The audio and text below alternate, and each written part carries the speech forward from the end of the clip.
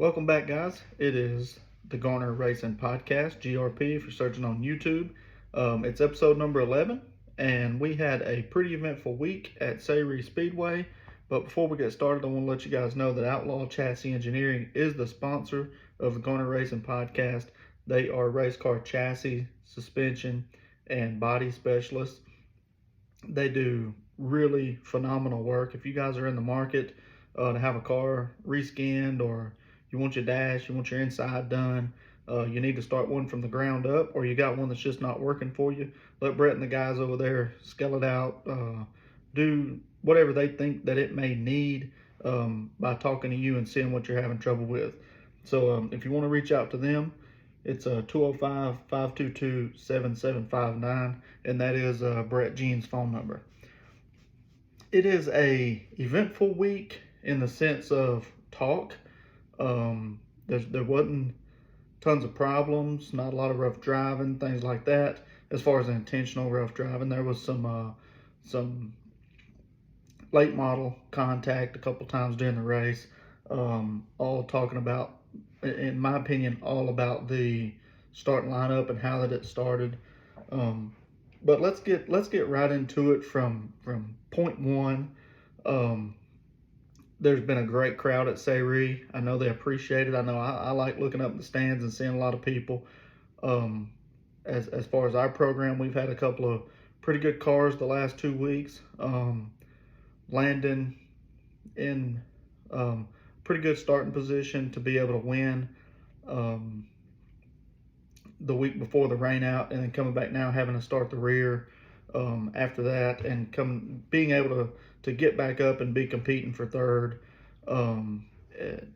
with no chance for a win. The way the rules laid out, and the way Tommy Robinette has got his car humming, and we didn't. I don't believe anybody had a chance besides him on Saturday in our division. But we'll get to that once we're talking about the mini mod.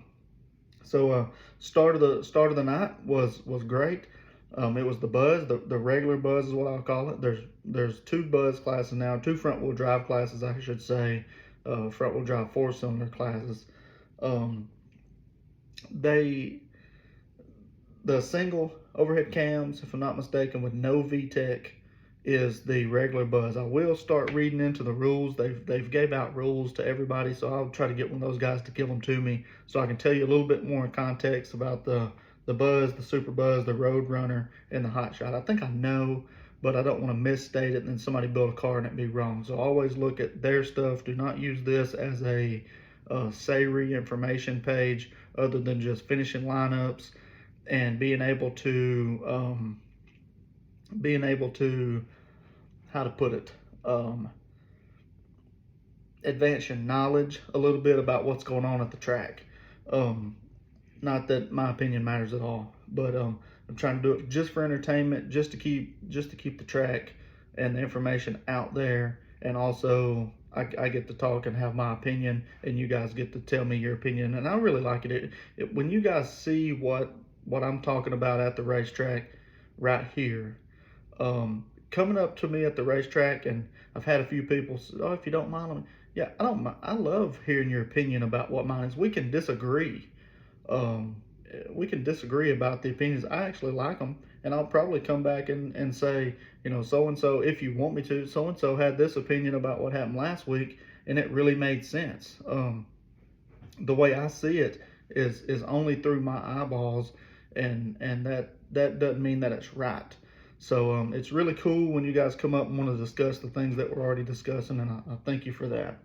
But so Buzz, Micah Snow won the race. It was a really good race between the 11, the 07, and the 26 for a little while. Then the 26 did get out front. The 11 and the 7 are racing each other. They held some really good lines. The 07, I believe, was on the outside. I think that's Carter Tisdale. And he was on the outside lane in his 07 car, outside of the number 11. And he was running a pretty good line out there. Really competitive. And then I think at one point the 11 was also on the outside of the 07. and there was some really good racing, some really good competition in that class. Brandon Houghton came from the rear. He had a really good run. I would say um, he wasn't hopeful for the car at the beginning of the week. Maybe some motor issues or something that I've been seeing him mention on Facebook, but really hoping to see him back and see if he can compete again, but from a better starting position than last, because he won, I believe, the last two he won. Then we get into Pure Street. The Pure Street was a pretty eventful. I think most people that go to Sayre are gonna. That's the second race of the night. Most of the time is the Pure Street division, and it's probably the most entertaining division that I get to watch and not participate in. There's usually some good passes and good moves throughout the field. Um, I'll say this: Noah Samples got out front with a fairly new car from building it and starting up. He's got some good help right now. Not only that, he holds a pretty good wheel, but he got out there and did exactly what he needed to do. Drove away from the field far enough that Carter Murray couldn't catch him in the 88, and Nate Carter ran a really good race. Like I said, I did say that correctly. Carter Murray was in the 88. He was in Bo Gray's car. Not sure why Bo wasn't in it, but drove it from the rear because Bo had won the week before. They put Carter in the car. Carter had to start the rear, and he sailed his way to the front. I think really the only contact I think that I seen that was a little bit egregious was maybe the pass on the 24. But I didn't get to see all of it. Normally I'm standing in that corner, but I was getting ready to get in the car because it was late. It was later in the run of the race, probably around lap 17 or 18. But Noah Samples did a really good job in the 11 car. The car looks great, and Carter Murray started in the rear and drove to the front. I would say he was probably cutting the fastest lap times, lap in and lap out, but Noah did what he needed to do to get out front and win. Then we get to the mini mon. We had a different piece of equipment racing with us this week. Tommy Robinette had his jig chassis Ford. I've had a lot of questions about that, just messages on Facebook, and me and some of the other competitors. I think it's just the new way. I think it's just the new rules. We're going to have to adapt to it, and those cars are probably going to be faster than ours. Anybody that builds one is going to be able to build a bigger motor than we can build, but that's always been the case. Now they can put them on coilovers and put them on jig chassis. Now they can turn. A lot of the past issues with a Ford was they wouldn't turn. The weight ratio, I believe, for the engine and the chassis on a Pinto or maybe some of the Ford Mustangs were, I would say, more competitive cars than the Pintos have been able to be. There's been some competitive Pintos, especially at Jasper with Alan Gunner, I think, and Kevin Harris. Well, I know it was Alan Gunner when the car was black. I think Billy Rhodes drove it first, and he was obviously an old head and drove cars for a long time, so he was able to compete, but I think it was more so just manipulating the car. And Kevin Harris owned it then, and he got it pretty close. And then I would just say the ability that Alan Gunner had to drive the car was a little bit more, I don't want to exclamation point reckless, because he wasn't reckless to the competitors around him, but I'm saying not understanding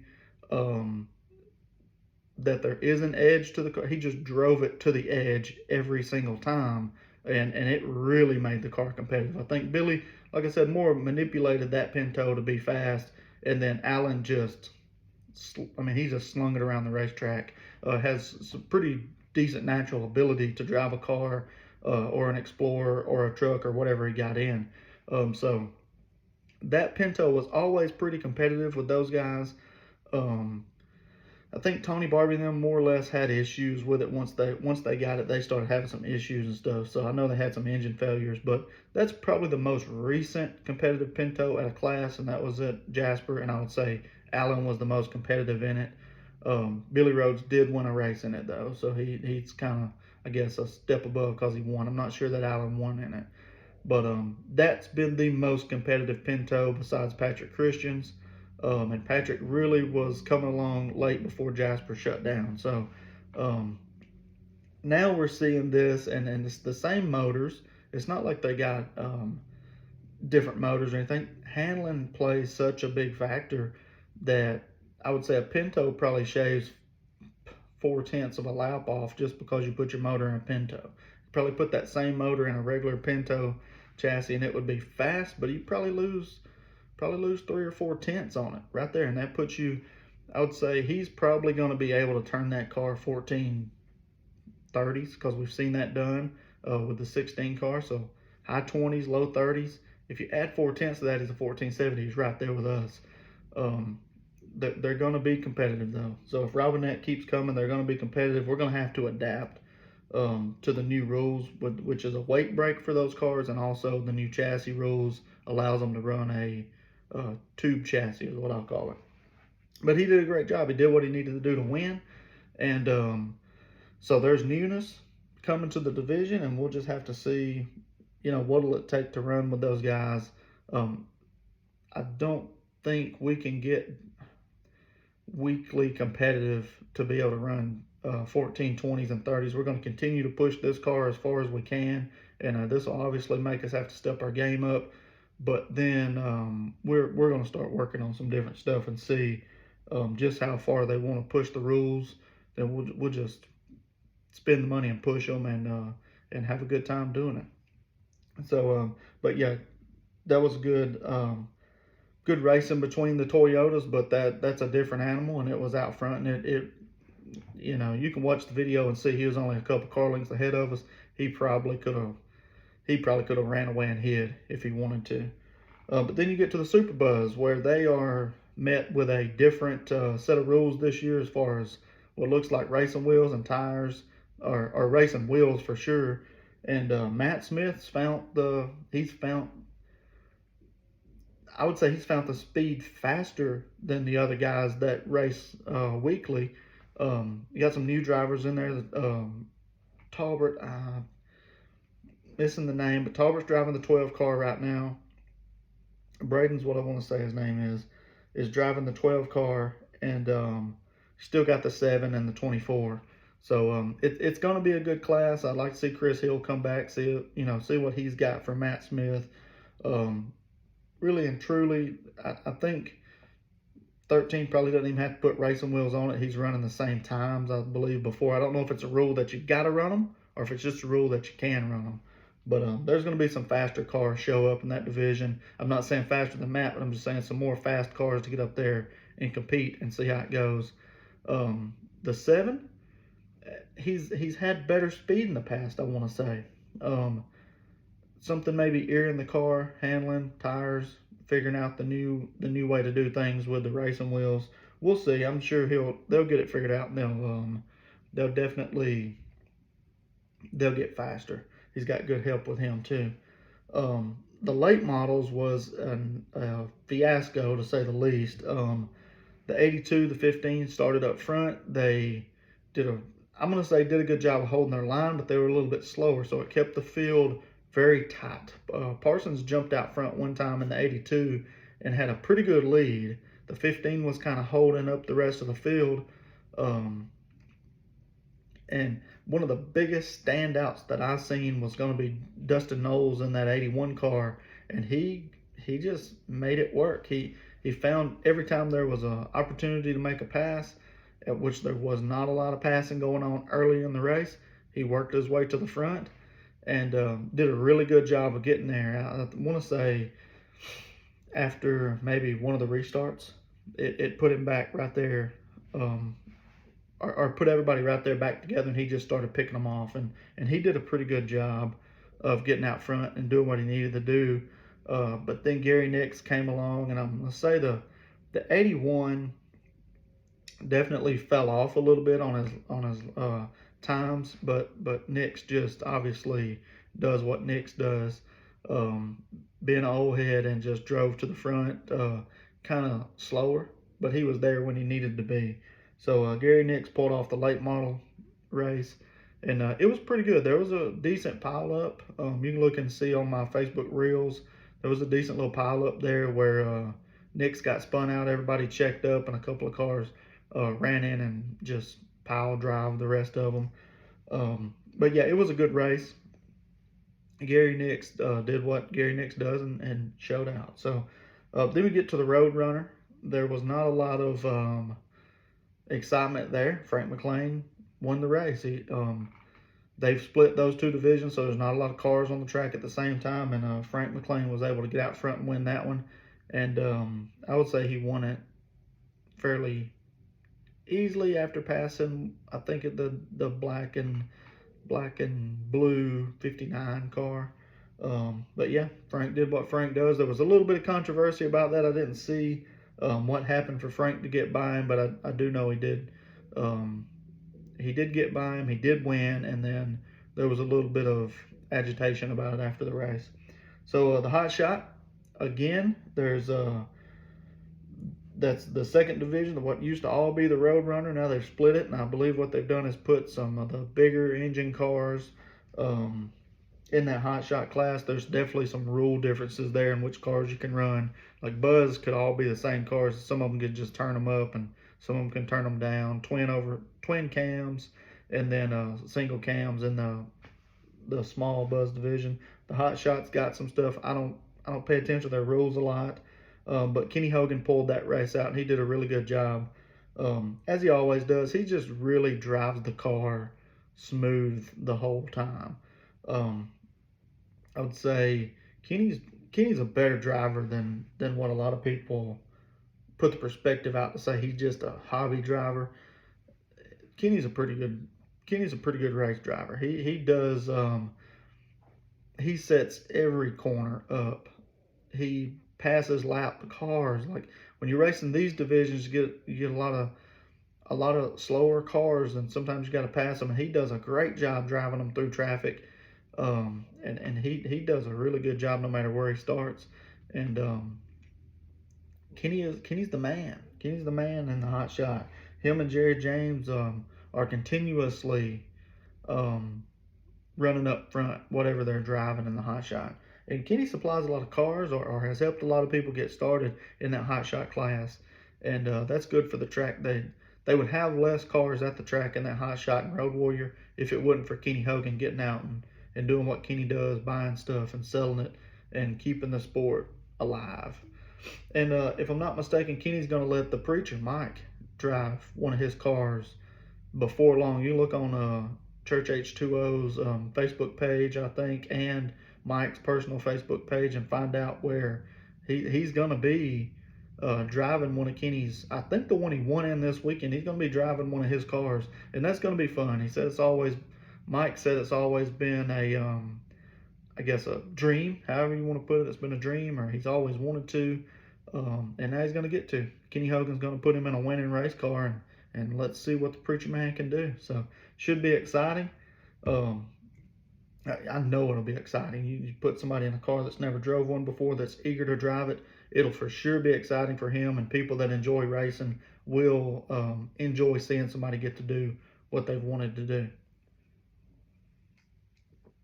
Now, this week there's been a lot.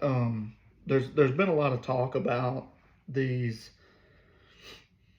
different rules, right? And the changing of the rules and the changing of the, I would say, changing the guard at Sayre and who's taking over and who's going to be running. I was in some talks, and I won't mention anybody's names, but you know, you got to build a trust foundation, and when you're running a business, doing those types of things, people got to know they can trust you, they can talk to you. I talked on the phone with Barry a lot this week for one day, a long period of time.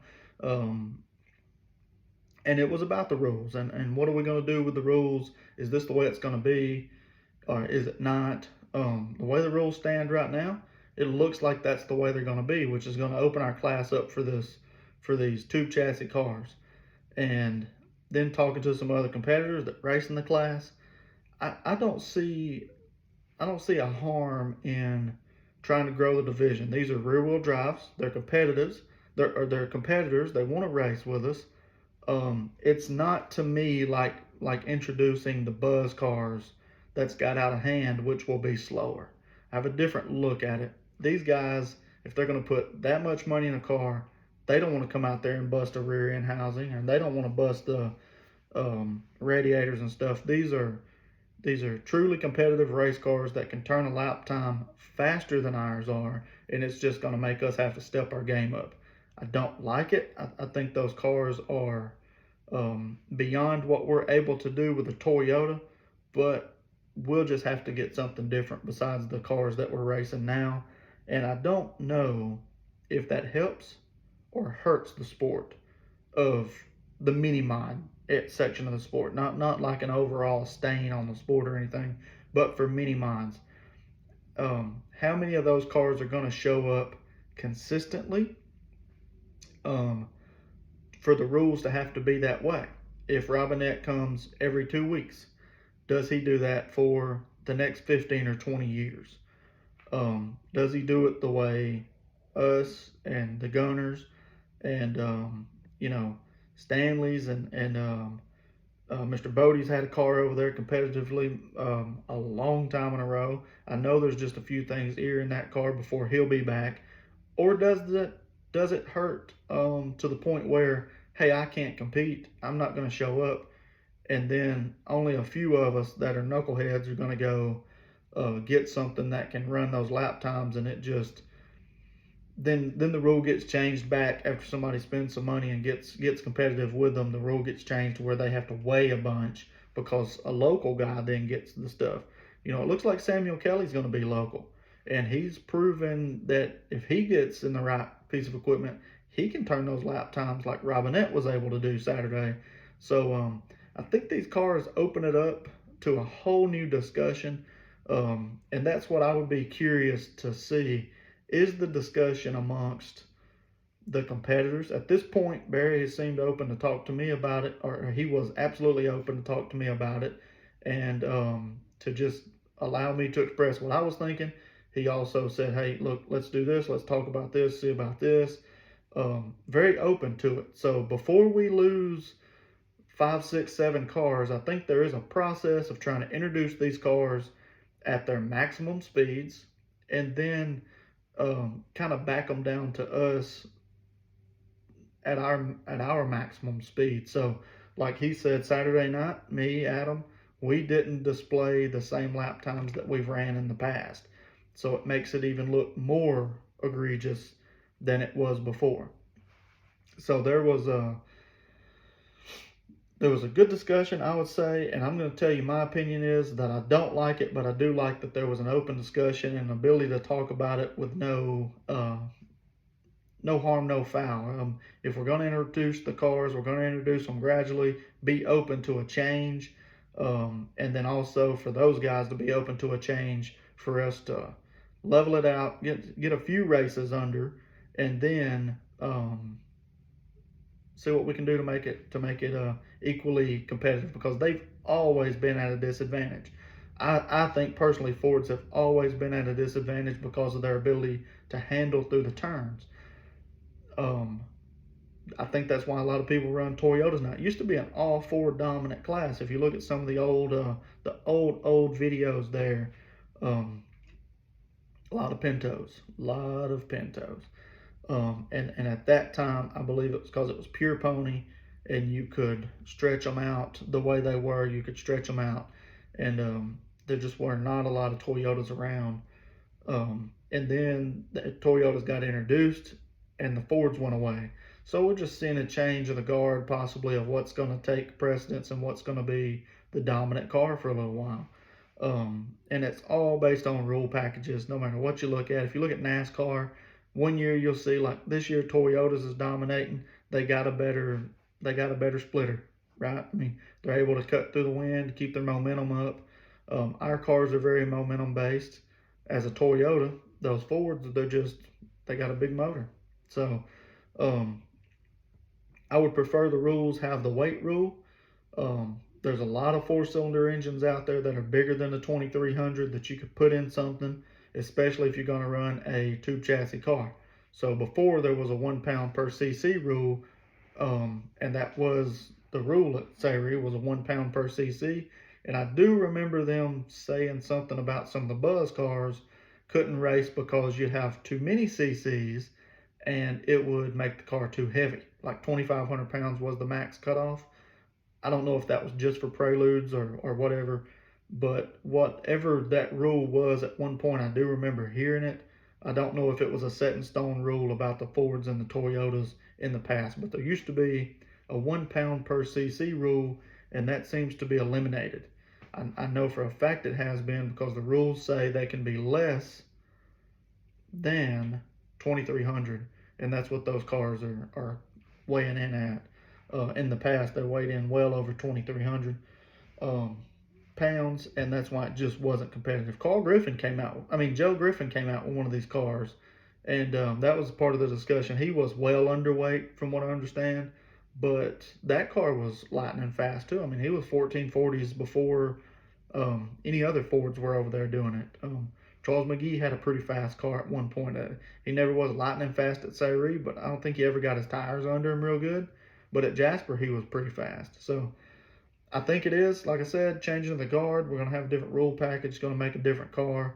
Do we ride it out as Toyota guys and wait till it changes the class? Do we build new cars? What do we do? I just hate to build a car that costs that much, because there's only 3 or 4 of them, and then 3 or 4 of them in this area, and then have to weigh 2,600 pounds and not be able to run anyway. So there's some discussion, there's some thinking in my mind. What are we going to do?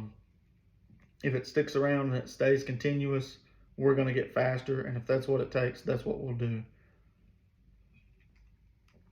I only hate it mainly because can everybody afford to build something like that and then go buy all new motor components and stuff?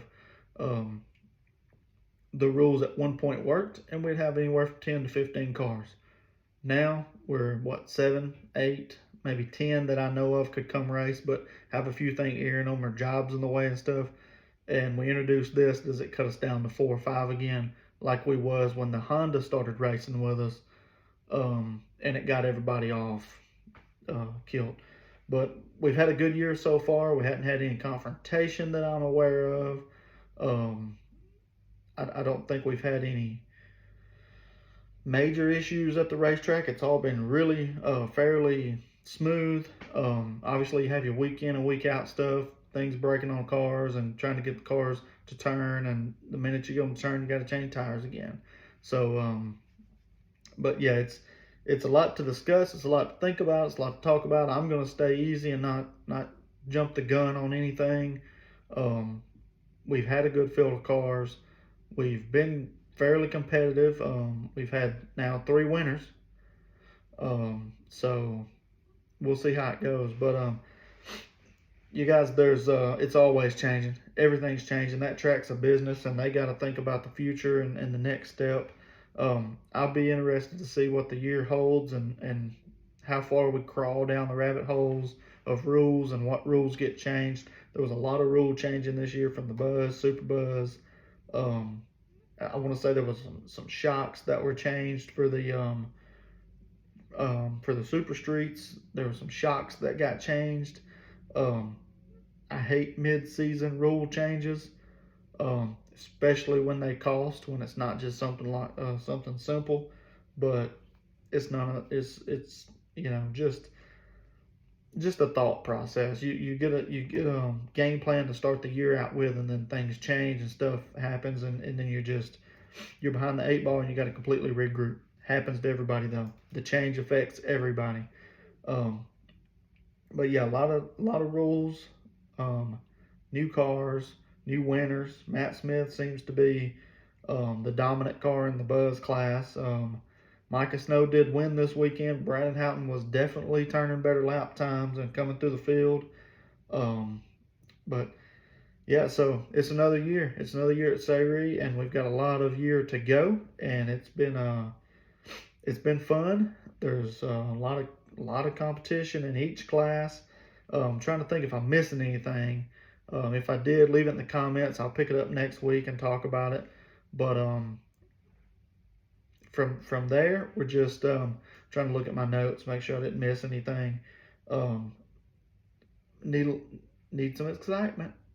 Need some excitement, right? So we gotta it'll start winding up once we get in championship battles, and people running for championships start to see that guy, they start zoning in on each other and seem to find each other on the track. Um, Looks like there's going to be some new drivers and some cars this weekend. I'm excited to see it, and see you guys tomorrow night. And thanks for tuning in as always to the Garner Racing Podcast. Please hit the like button and leave a comment if I've missed something, if I've said something that you don't agree with. Let me know. You're not going to hurt my feelings. I hope you don't care if you do or not. Just speak the truth, and whatever the truth is will stand. But thanks, guys. You know what? I did miss somebody, and I can't bypass this. The 42 car, Jared Moore. I was absolutely about to miss that the 42 car won the race, and I completely left it off. He was the top photo. I was trying to get him in order. That was some eventfulness that happened right there. That Jared Moore leads the whole race.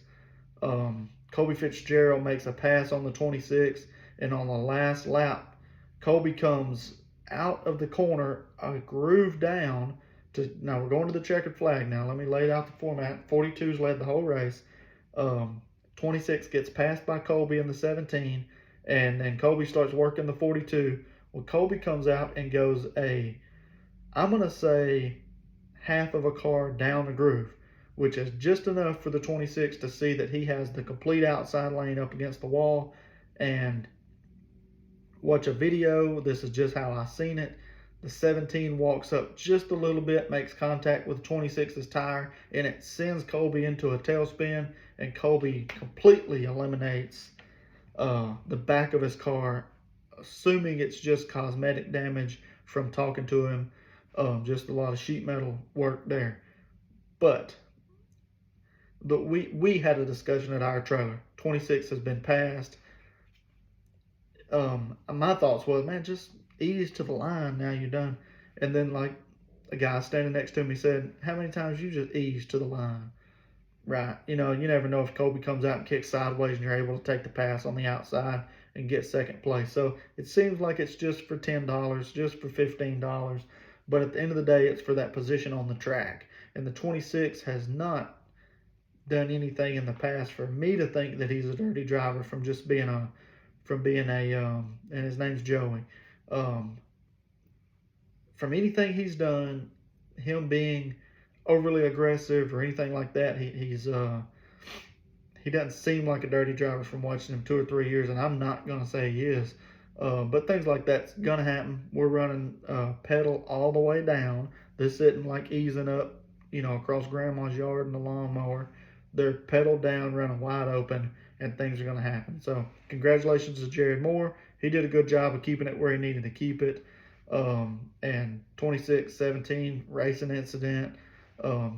Colby cut some donuts in front of him on the front straightaway. Very entertaining for the crowd. Man, I completely forgot about that. So sorry for not putting you in line there where you was in the racing order, Jared, but congratulations. 42 car looks great. Seems like it's running really well, and holding off that 26 or the 17 is a pretty good feat. So you did a pretty good job there. No, you did a really good job there. So again, like I said, thank you guys for tuning in. Thank you guys for watching. Please hit the like button, subscribe to the channel if you're not subscribed, and see you next week. See you at the track Saturday.